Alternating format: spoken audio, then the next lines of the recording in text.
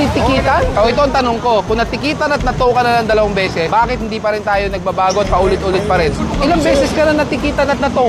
Ikaw mismo nagsabi 3 beses. Ba't kayo ng bato ng pera? Tinagtad niya kasi ng ano yung namin. Pero aminado kayo na illegal loading, unloading kayo.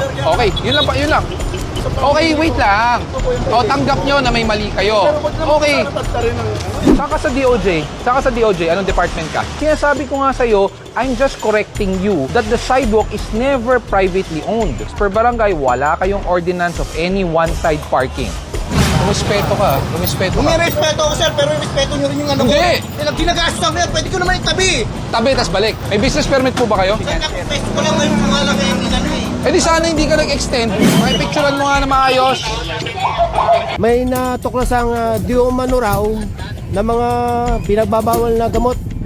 Maraming nakitang parapinalya.